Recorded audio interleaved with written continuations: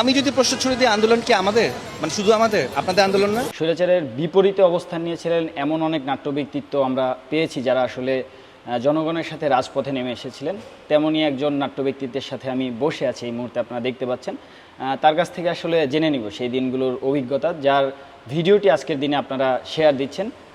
আসাদুজ্জামান আসাদ ভাই, কেমন আছেন?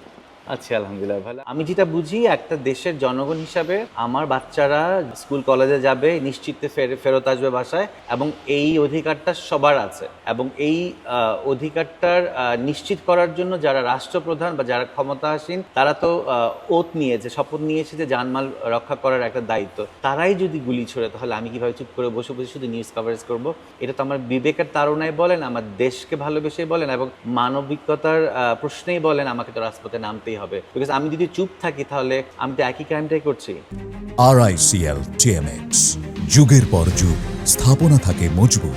আমার সাথে এই বিগত যতগুলো শহীদ হয়েছেন, যতগুলো বাচ্চা কাচ্চা, যতগুলো স্টুডেন্ট, যতগুলো সাধারণ জনগণ, মাদ্রাসা বলেন, রিক্সা চালক বলেন, যা কিছু, প্রত্যেকের সাথে আমার শুধুমাত্র 3.5 হাত ডিফারেন্স। এখনকার যারা জুলাই ফ্রন্টে যারা এনসিপি গভর্নমেন্ট করেছে, তাদের অনেক ভুল ত্রুটি আছে। এবং আমি প্রত্যেক দিন বলি যে ওরা জুলাই সনদ আদায় করছে না। ওরা এখনো পর্যন্ত বিভিন্ন হসপিটালে যারা আহত, যারা নিহতদের পরিবারদেরকে সাহায্য সহযোগিতা নিয়ে কথা বলছে না। ওরা ওদের নতুন করে দল গঠন নিয়ে ব্যস্ত।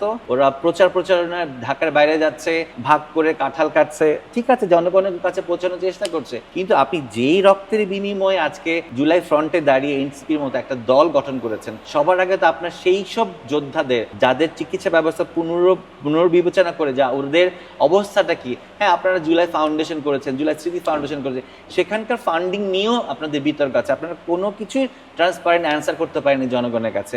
সো আপনাদের এটা ধারণা করার কোনো মানে, আমি স্টিল এখনও ওদের সমালোচনা করছি, আপনাদের এটা ধারণা করার কোনো মানে নেই যে আপনারা জুলাইকে ধারণ করে, জুলাইয়ের কারণে আপনাদের নতুন দল হয়েছে বলে আপনারা কোনো প্রশ্নবিদ্ধ হবেন না, কোনো ট্রান্সপারেন্সি রাখবেন না, এবং জবাবদিহিতার মধ্যে থাকবে না। তাহলে তো আমি মনে করি নতুন করে আরেকটা ফ্যাসিবাদ গভর্নমেন্টের সমূহ সম্ভাবনা দেখছে, এবং সেই ক্ষেত্রে কিন্তু আমি চুপ থাকবো না। 5ই অগাস্টের পর আপনি বলতে পারবেন মিডিয়ায় এমন কোনো নজির আছে যে এই জুলাই নিয়ে কোনো ভালো সিনেমা তৈরি হয়েছে, ভালো কোনো নাটক হয়েছে?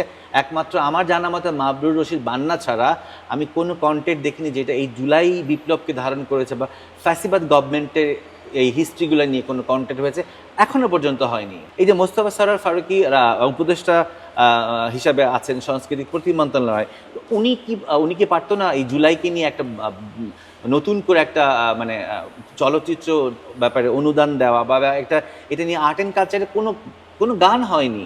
মানে আপনি যদি জনগণের কাছে এই জুলাইকে ধারক বাহক হিসাবে পৌঁছে দিতে চান, সময়ের সাথে সাথে সব কিছু ম্লান হয়ে যায়, এবং স্মৃতির আমরা ভুলে যেতে পছন্দ করি। আমরা অলরেডি ভুলে গেছি, আমাদেরকে ভুলে যাওয়ার জন্য যথেষ্ট প্রোপাগান্ডা চালানো হয়েছে। বাট যে মনে রাখবে সে সত্যি জুলাইকে ধারণ করে, যে ভুলে যাবে, যেটাতে কনফিউজ হবে, যে এটাকে অন্যভাবে ধাবিত করার চেষ্টা করবে, সে আসলে জুলাই কখনোই যোদ্ধা ছিল না, আমি বিলিভ করি।